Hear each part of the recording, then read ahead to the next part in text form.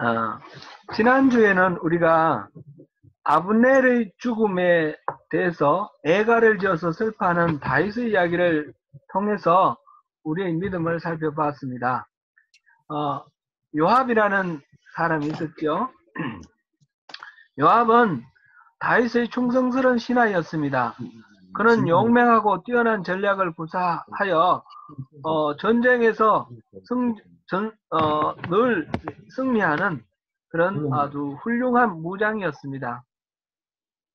다윗이 주변 나라들을 정복하고 당시 중건동의 패자가 되도록 한 전쟁의 대부분은 요압 장군이 그 전쟁을 수행을 했습니다. 다윗이 또 위기를 당할 때마다 다윗을 구해준 사람도 요압입니다.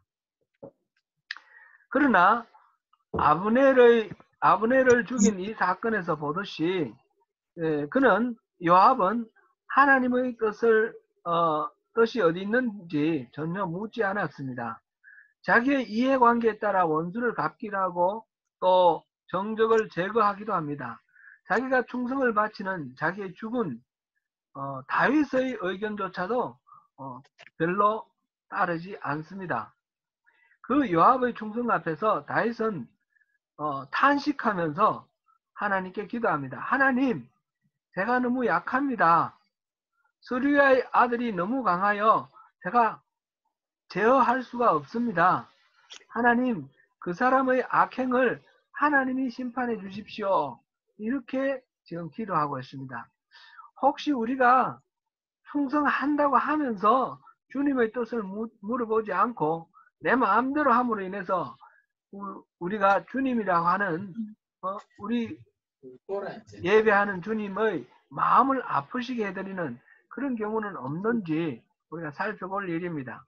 오늘은 이스라엘의 통일을 이루어가는 과정에서 다윗은 어떻게 일하시는 하나님을 또 이렇게 하나님께 반응하는지 그것을 살펴보도록 하겠습니다. 아브넬이 죽은 후에 북왕국 이스라엘에는 바나와 레갑이라는 두 형제가 그 군사령관 아브넬의 직위에 있었습니다. 그 사람들이 이스보셋 왕을 보필하고 있었는데 이 형제들이 잠자는 이스보셋을 암살하고 다윗에게 투항을 하였습니다. 다윗은 이들 형제에게 상을 주는 것이 아니라 즉각 처결을 하고 이스보셋을 잘 장사 지내 주었습니다. 이 소식을 들은 이스라엘의 모든 지파 장로들이 모여서 헤브론에 왔습니다. 그래서 말합니다. 그것이 5장 1절 2절 말씀인데요. 5장 1절 2절 말씀 잠깐 제가 띄울게요. 이스라엘 모든 지파가 헤브론에 이르러 다윗에게 나와 이르되 오소서 우리는 왕의 한 권력입니다. 전에 곧 사울이 우리의 왕이 되었을 때에도 이스라엘을 거느려 하신 분은 왕이시었고 여호와께서도 왕에게 말씀하시기를 내가 내 백성 이스라엘의 목조가 되며 내가 이스라엘의 주권자가 되리라 하셨나이다 하니라. 아멘.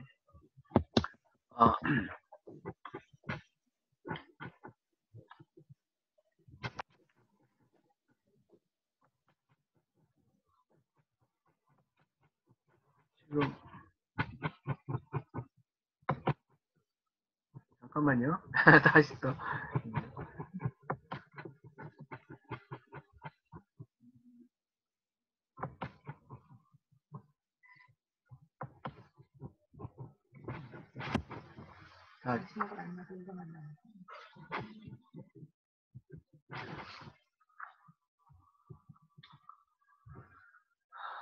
지금은 어떤 장면이 나옵니까? 성경 구절이 나옵니까? 제 이름이 나옵니까? 성경 구절이 나옵니까? 제 얼굴이 나옵니까? 성경 구절이 나옵니까? 성경 구절이 나오고 목사님이 나오세요. 같이 나와요? 네. 오케이. 알겠습니다. 지금 이스라엘의 왕으로 삼기 위해서 장로들이 와서 다윗에게 말을 하는데 당신이 우리의 왕이 되어야 됩니다 라고 말하면서 세 가지 이유를 들고 있습니다. 첫 번째로는 당신이 우리의 고륙입니다. 이스라엘 민족이라는 뜻이죠. 두 번째로는 사울왕 때부터 당신은 우리의 장수였습니다 하는 것이고, 세 번째로는 하나님이 우리의 목자, 우리의 지도자로 당신을 세우셨습니다. 그렇게 말합니다. 고륙이라는 말, 원래부터 우리의 장수라는 말, 그 다음에 하나님이 세우셨다는 것. 이 세 가지를 이유로 해서 당신은 우리의 왕이 되어주세요. 이렇게 이야기를 하고 있습니다. 이렇게 해서 베들레헴에서 양을 치던 다윗이 이스라엘 전체의 목자가 되었습니다.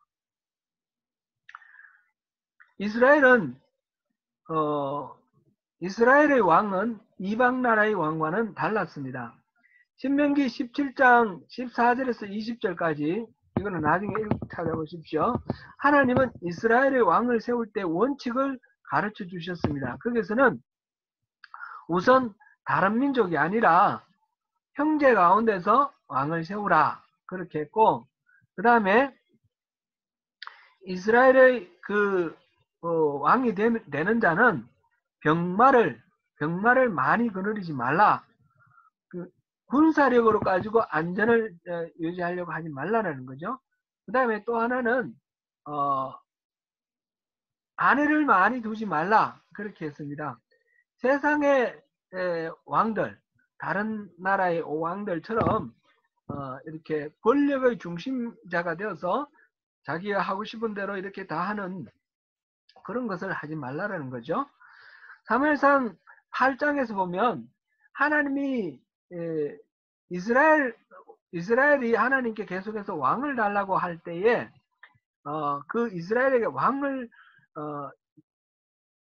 주시면서 결국은 이제 사울을 왕으로 주시면서 왕의 제도, 세속 왕의 제도가 얼마나 안 좋은가 그거를 이야기를 하시는 그런 장면이 나옵니다. 그게 세상 왕제도의 폐해를 말했는데, 왕이 백성들을 불러다가 너희 자식들을 불러다가 군대로 부르고 노동력을 이렇게 이용하고 자기들이 농사 짓는데 쓰기도 하고 여러 가지로 부려먹는 노동력을 착취할 것이다. 딸들도 그렇게 할 것이다 하는 그런 이야기하고, 그 다음에 여러분들이 농사 지은 것, 그 다음에 이렇게 생산한 것 소출의 10분의 1을 걷어갈 것이다. 그러니까 세금을 걷어갈 것이다. 이렇게 경고를 합니다. 일반적인 왕들은 그렇다라는 거죠. 이 말씀을 하실 때 하나님은 이스라엘 왕을 달라고 하는 것은 사무엘을 버리는 것이 아니라 바로 나 하나님을 버리는 것이다. 저 사람들이 나를 버리는 것이다. 이렇게 말씀을 하셨습니다. 이스라엘의 왕은 원래 하나님이십니다. 하나님은 모든 백성들을 차별하지 아니하시고 한 사람 한 사람을 하나님의 형상대로 지은 영혼으로 사랑하십니다. 따라서 이스라엘의 왕, 여기서 세상 왕의 폐해를 말씀하시고 이스라엘 왕의 원칙을 말씀하시는 것을 통해서 하나님이 바라시는 이스라엘 왕은 세상 왕들처럼 이렇게 군림하고 착취하는 왕이 아닙니다. 세상 왕은 피라미드 구조의 꼭대기에 있죠. 왕이 있고 그 다음에 귀족들, 장군들 이렇게 있고 계급이 쭉 내려가서 일반 백성들이 있고 밑에 노예들이 있고 이렇게 피라미드 구조로 이렇게 되어 있는 그런 그 구조의 꼭대기에 왕이 있는데 그런 것이 아니라는 겁니다. 그거는 세상 왕들의 이야기고 이스라엘의 왕은 모든 영혼들을 한 사람 한 사람 1대1로 다 만나면서 그렇게 지켜주시고 보호하시고 이끌어가시는 그런 주관하시는 왕이십니다. 그래서 이스라엘의 왕으로 사울을 세우시고 다윗을 세우실 때도 이 사울과 다윗이 세상 왕들처럼 피라미드 꼭대기에 서기를 원하지 아니하셨습니다. 그래서 지금 말씀하시기를 이스라엘의 목자로 삼으시고 이스라엘의 지도자로 삼으신다 그랬습니다. 사울에게도 the leader of the Israel. 그랬고 다윗에게도 지금 the ruler of the Israel, the leader of the Israel 이렇게 말하고 그리고 shepherd, 돌보는 목자로 이렇게 세우시는 것입니다. 그래서 다윗은 지금 왕이 되는데 하나님이 당신을 우리의 목자로, 우리의 통치자로, 지도자로 세우셨습니다 하는 이 이스라엘 열지파 장로들의 그 제안을 받아들여서 이스라엘의 왕도 되는 거죠. 그렇게 될 때에 여기서 보니까 여호와 앞에서 언약을 맺었다 이렇게 되어 있습니다. 언약의 내용은 우리가 또 여기서 나와 있지 않으니까 정확히 알 수는 없지만 유다의 왕으로서 이때까지 하셨던 것과 동등하게 이스라엘에게도 왕이 되어 달라. 그런 동등하게 다스릴 의무, 그리고 이스라엘은 왕에게 충성을 하고 책임을 다하겠다라는 그런 상호간의 의무가 들어있을 것입니다. 이게 이제 사무엘하 19장 43절에 우리 표현되어 있습니다. 다윗은 헤브론에서 유다의 왕이 되었을 때도 정복을 통해서 왕이 된 것이 아니라 이 유다 지파가 다윗을 불러서 왕으로 삼은 거예요. 지금 여기서 이스라엘 전체의 왕이 되는 경우도 지금 유다와 북왕국 이스라엘이 서로가 맞서 있는 상태에서 전쟁을 통해서 정복하고 왕이 되는 것이 아니라 이스라엘의 열지파가 장로들이 와서 왕으로 추대하는 겁니다. 분명한 것은 다윗은 정복해서 무력으로 진압해서 왕의 자리를 얻은 것이 아니라 백성들이 원해서 추대를 해서 왕이 되는 그런 상황입니다. 그러면서 언약을 맺었습니다.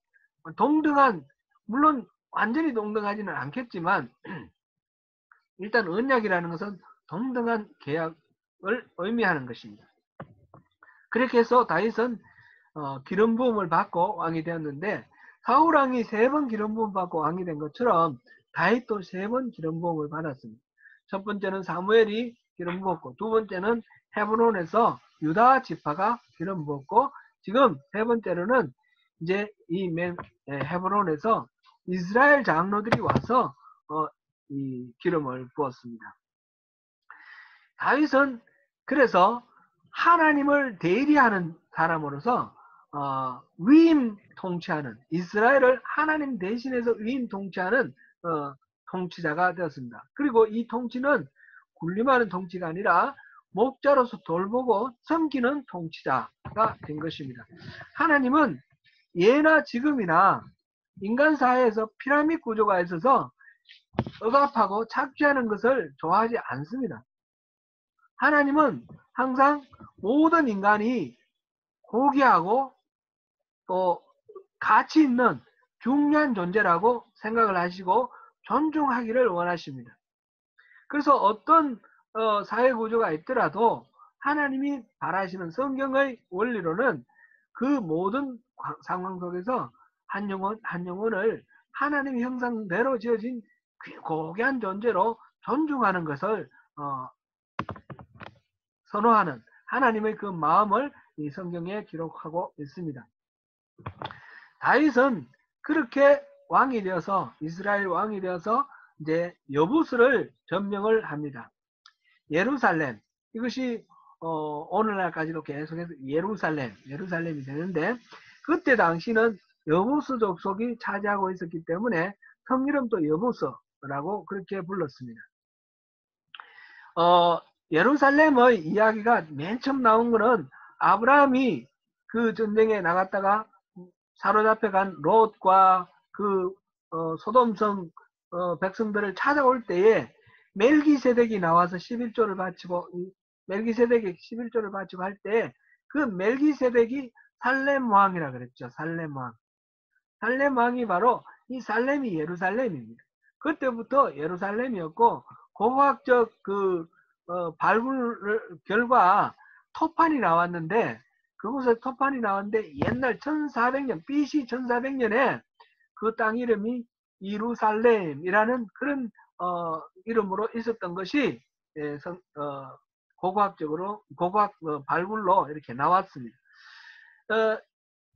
여호수아가 가나안 땅에 들어갔을 때도 예루살렘이라는 그런 이름이 있었죠. 남쪽으로 정벌을 할 때 다섯왕 연합왕 연맹국 그 중에 하나가 예루살렘이었습니다. 그리고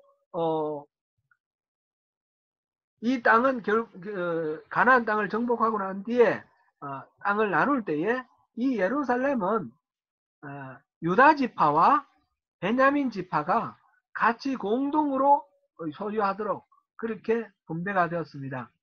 유다 지파가 여호수아 15장 63절에 보면 그 여부수 족속을 쫓아내지 못했다. 그런 이야기가 나오고 그 다음에 18장 28절에 보면 베냐민 지파가 또 그 여부수족을 쫓아내지 못한 이야기가 나옵니다. 사사기 1장 8절에서 보면 그 유다 지파가 예루살렘을 정복하고 다 불태웠다. 그런 말이 나오는데 조금 뒤에 가서 21절에 보면 베냐민 지파가 예루살렘 거민을 쫓아내지 못했기 때문에 지금까지 여부수 사람이 그곳에 베냐민 지파와 함께 살고 있다. 이렇게 기록하고 있습니다. 여러 가지 기록을 통해서 볼 때 이 여부수 사람은 계속해서 그곳에서 쫓겨나가지 않고 살고 있었습니다. 사사기의 마지막 부분 사사기 17장부터 21장에 보면 비극적인 사건이 하나가 나오는데 그 예루살렘에 관련이 있습니다. 한 레위 지파, 에브라임에 살고 있는 레위 지파 사람이 첩을 두었는데 베들레헴 사람 첩을 두었습니다. 근데 이 첩이 바람을 피고 도망을 가서 자기 친정에 가 있는데 이 레위 사람이 가서 그 첩을 다시 설득해서 데리고 돌아가는 길에 여부수를 지나갈 때 날이 저물었습니다. 근데 여부수를 들어가면 여기 이방인이 사는 동네이기 때문에 여기 들어가면 위험하다 해서 계속해서 드문 길을 달려서 기브아까지 갔습니다. 그래서 기브아에서 머물면서 하룻밤을 머물면서 일어난 사건, 그 비극적인 사건이 그 사사기 17장부터 21장, 19장부터 21장에 나오는 그 이야기입니다. 이 이야기는 나중에 또 우리가 볼 기회가 있을 것입니다. 사사기의 그 두 번째 비극의 이야기가 바로 거기에 예루살렘이 등장한다. 이런 정도로만 우리가 알고 넘어가면 좋겠습니다. 이스라엘이 가나안을 점령을 했는데 그리고 400년이 흘렀는데 아직까지 여부수 사람은 그곳에 떵떵거리며 살고 있는 것입니다. 이스라엘 사람은 그곳에 있는 거민들을 다 쫓아내지 못했습니다. 사실 이스라엘 사람이 가나안 땅을 정복하고 다 쫓아내지 못한 상태로 남아있는 그런 족속들이 많이 있습니다. 사울 왕 때만 하더라도 블레셋 사람들이 이스라엘 땅에 가나안 땅 한가운데를 이렇게 점령하고 있는 것이 우리 믹마스 전쟁이라든지 그 다음에 사울 왕과 요나단이 전사하는 그 마지막 전쟁이라든지 이런 것들이 일어나는 그 자리가 이스라엘의 그 가나안 땅 한가운데거든요. 그런 것을 보면 완전히 제가 하지 못한 부분도 많이 있다 하는 것을 알 수 있는데 이 여부수 족속은 특별히 그의 아주 대표적인 그런 곳이 바로 이 예루살렘, 여기서 살고 있는 여부수족입니다. 이스라엘 사람들이 여부수를 완전히 쫓아내지 못한 데는 몇 가지 이유가 있습니다. 그것은 자연적인 어떤 환경이 이 여부수는 다른 사람들이 들어가기 참 어려운 난공불락이라고 그런 말을 쓰죠. 난공불락의 요새였습니다. 그 높은 땅 위에 우뚝 솟아있는 산이 있고 산 위에 여부수가 건설되어 있는데 그 산 아래쪽에는 동쪽에는 그 기드론 골짜기, 지금도 기드론 골짜기 있습니다. 기드론 골짜기, 왼쪽에는 흰놈의 골짜기, 이렇게 깊은 골짜기가 있어서 그 접근하기 어렵고 거기 들어가면 골짜기 건너가더라도 높은 벽이 이렇게 있습니다. 여기서 지금 여부수 사람들이 다윗에게 말하기를 맹인과 다리를 저는 자라도 너를 물리치리라 이렇게 말을 했습니다. 맹인이나 다리 저는 사람이 지켜도 어떤 적이라도 다 막을 수 있다. 이렇게 자신만만하게 얘기를 하고 지금 이스라엘을 조롱하고 있는 그런 상황입니다. 그만큼 이 요새가 여부수 요새라는 것이 외부에서 침략해 들어가기 어려운 단단한 그런 요새라는 것을 말합니다. 그래서 이 도시 이름이 예루살렘 평화의 도시라는 그런 이름을 갖고 있었습니다. 오늘 보면 8절에서 보면 다윗이 말하기를 물 깃는 대로 올라가서 다윗의 마음에 미워하는 다리 저는 사람과 맹인을 치라 라고 하였습니다.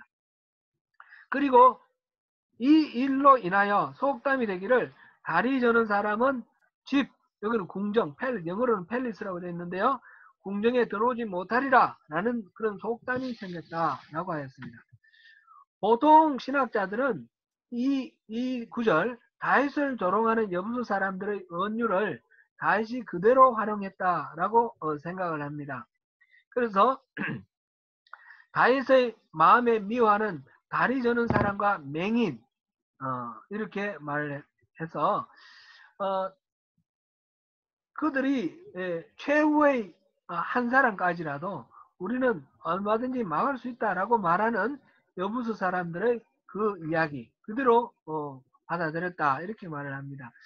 유진 피터슨이라고 그 신학자가 있죠.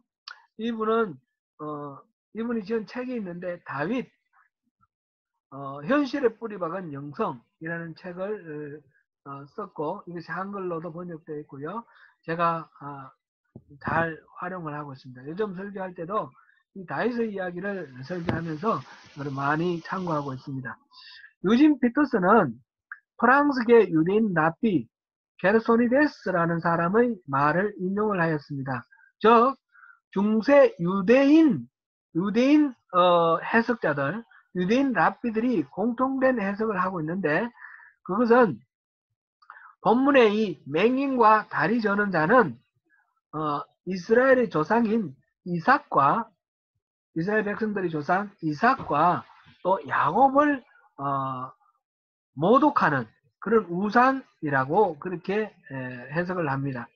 이삭은 일찍 시력을 잃어가지고 그 야곱이 형의 장자권을 빼앗으려고 할 때에 야곱인지 에서인지 눈으로 분별을 못하고 손으로 더듬어서 이렇게 염소 털을 이렇게 가지고 덮어서 들어간 야곱을 속죠. 에서인 줄 알고 털이 많이 나 있으니까 에서인 줄 알고 이렇게 속았습니다. 바로 눈이 멀었다, 맹인이다. 바로 이삭을 언유하는 그런 것입니다. 풍자하는 것입니다. 그리고 야곱은 야복 강가에서 하나님의 사람과 씨름하다가 그 황골뼈를 얻어맞아서 황골뼈가 위골됨으로써 절름마리가 되었죠. 다리를 저는 사람이라는 말은 바로 이 야곱을 풍자하는 말입니다.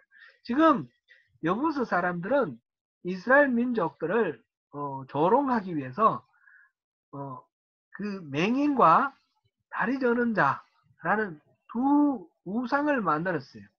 그래서 우스꽝스럽게 만들어가지고 그렇게 해서 이스라엘 사람들을 조롱함과 아울러서 그것을 어떤 전쟁의 무기로 사용하고 있습니다. 아마 이 무기는 어떤 기계 장치인데 움직이는 동력이 수력이었을 것이다. 그렇게 생각을 합니다. 8절에서 맹인과 다리 저는 자라는 말 앞에 다윗의 마음에 미워하는 이라는 말이 붙어 있습니다.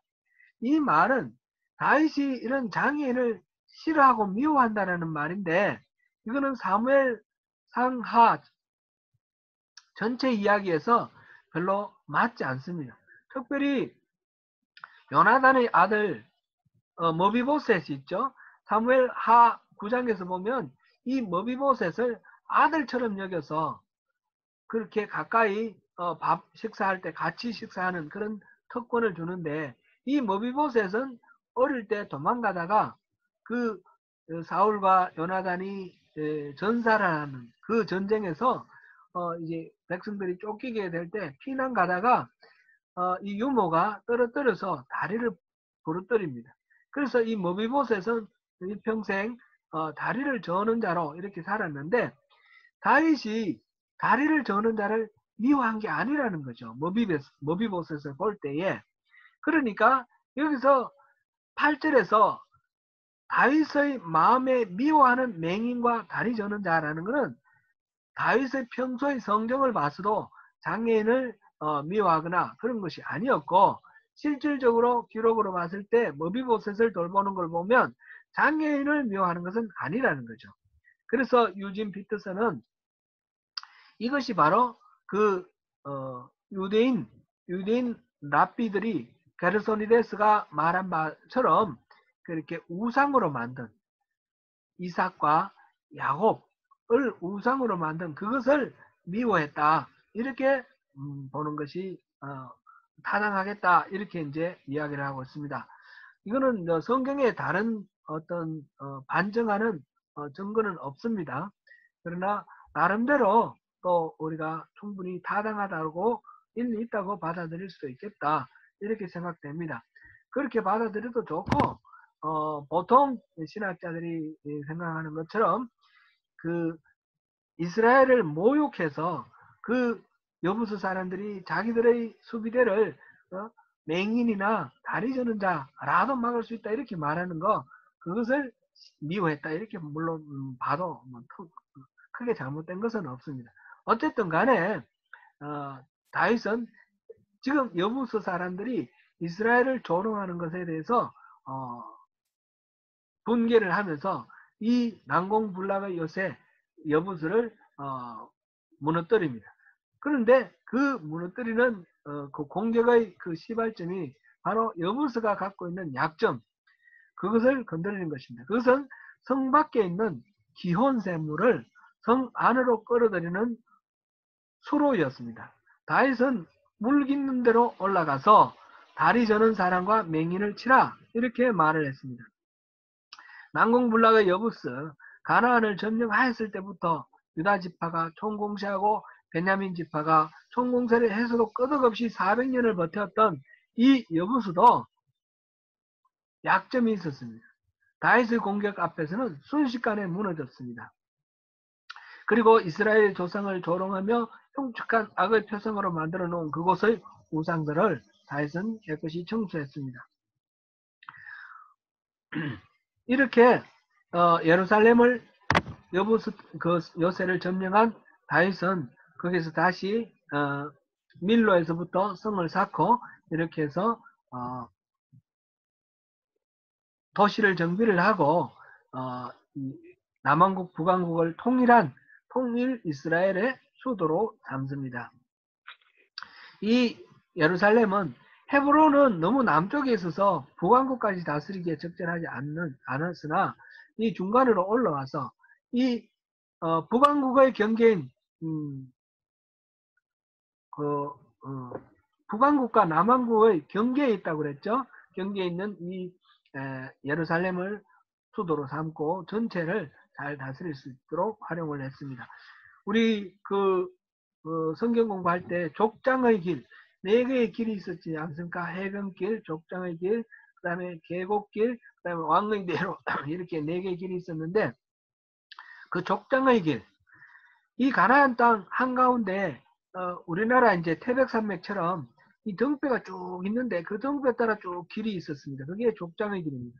그 등뼈 한가운데에 예루살렘이 있는 것이죠. 예루살렘. 그렇게 해서 그곳에서 이렇게 나라를 다스립니다. 다윗의 삶은 이로 인하여 근본적으로 바뀌었습니다. 그는 온 나라를 다스리는 왕이 되었습니다. 지금까지는 보면 다윗의 생애를 보면 도망자로서 다윗이 골리앗을 무너뜨린 게 한 18세, 17세, 18세 정도라고 보고 다윗이 헤브론에서 유다의 왕이 된 게 30세라고 했어요. 그러면 한 2, 3년을 광야에서 도망자로 쫓겨다녔습니다. 광야에서 도망자로 여기 이곳저곳 쫓겨다니고 사울이 끊임없이 쫓아오면 도망다니던 그 고달픈 도망자, 이 다윗이 이제는 왕으로서 명령하는 위치에 있게 되었고 여기저기 쫓겨다니고 숨는 것이 아니라 적들을 물리치기 위해서 여기저기 다니는 그런 사람이 되었습니다. 그래서 주변에 있는 모든 나라들을 정복하고 그래서 조공을 받고 그래서 중동 지방에 아주 강력한 그런 강대국을 이룹니다. 본문 바로 뒤에 5장 17절에서 25절 보면 블레셋과의 두 차례의 전쟁이 나옵니다.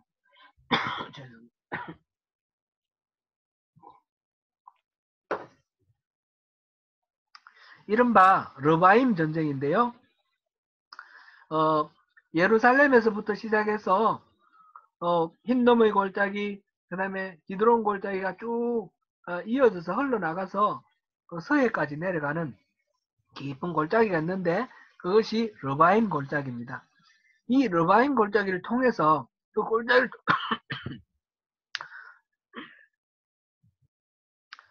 통해서 이제 블레셋이 침략을 해옵니다.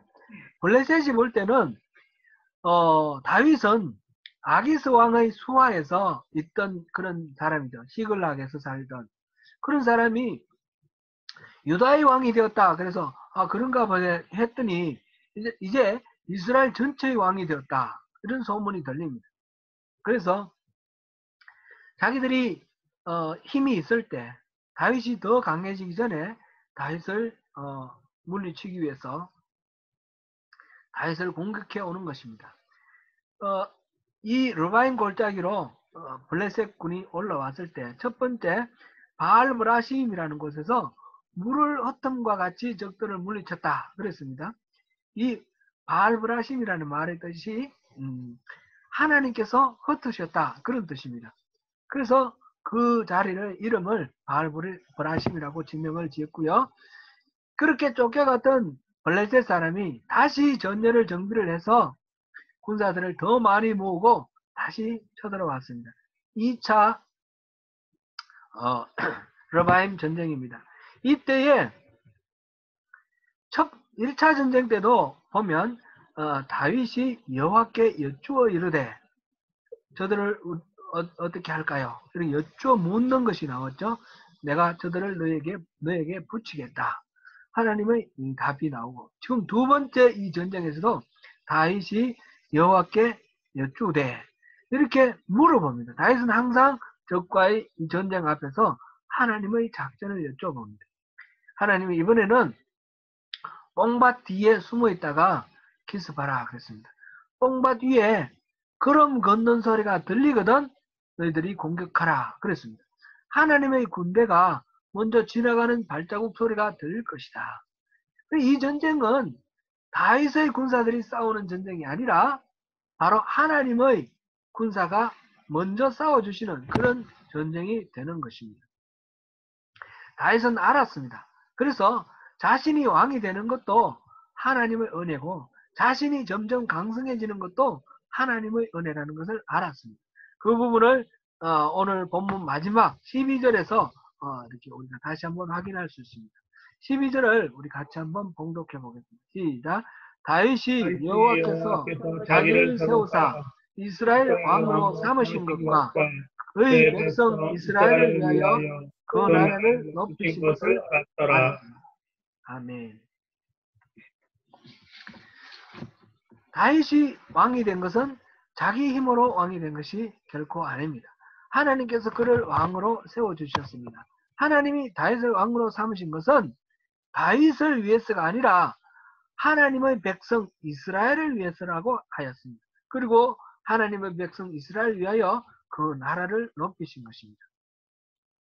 다윗을 왕으로 세운 것이나 이스라엘을 부강하게 한 것이나 다 하나님의 뜻이었고 하나님의 백성을 위해서였습니다. 성경은 앞전에 제가 말씀드렸습니다. 결코 다윗의 위인전으로 읽어서는 안 된다라고 말씀드렸죠. 다윗의 생애를 통해 일하시는 하나님의 일하심을 기록한 것이다 하는 것을 우리가 알아야 합니다.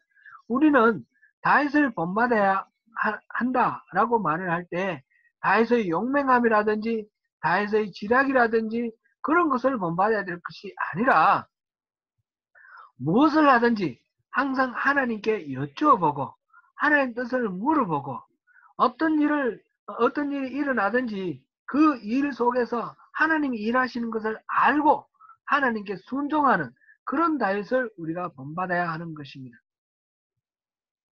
우리 인생 속에서 우리도 끊임없이 우리 삶 속에서 일하시는 하나님을 기억하고 하나님이 우리 삶 속에서 어떻게 일하시는지를 보아야겠습니다. 다윗이 도망자의 신세로 그의 죽을 형편에 있을 때도 하나님은 늘 함께 하셨습니다. 다윗이 왕이 되어서 중동의 아주 강국으로 부상하였을 때 그때도 하나님은 함께 하셨습니다. 우리가 힘들고 어려울 때도 하나님은 우리와 함께 하실 것이며 우리가 형통하고 우리가 잘 될 때도 하나님은 함께 하실 것입니다. 중요한 것은 그 모든 과정에서 우리 자신의 노고나 우리의 땀 흘림, 우리의 공로를 바라보는 것이 아니라 우리의 삶 속에 함께 하시는 하나님을 바라보고 하나님께서 어떤 뜻을 갖고 계시는지 하나님 뜻에 순종하며 살아가는 것이 우리가 다윗에게 본받을 점이며 그것이 진정으로 그리스도인으로의 바람직한 모습입니다. 하나님의 백성으로서 사랑하는 성도 여러분, 우리의 걸음을 붙드시고 우리의 생애를 통해서 일하시는 하나님을 깨달아 알고 순종하는 가운데 하나님이 우리 생애를 통해 하나님의 영광을 드러내게 하시도록 우리가 순종해야겠습니다. 그렇게 함으로써 우리를 오히려 존귀하게 하시고 하나님 은혜 안에서 승리하게 하시는 그런 한 주가 되시기를 축원합니다. 아멘.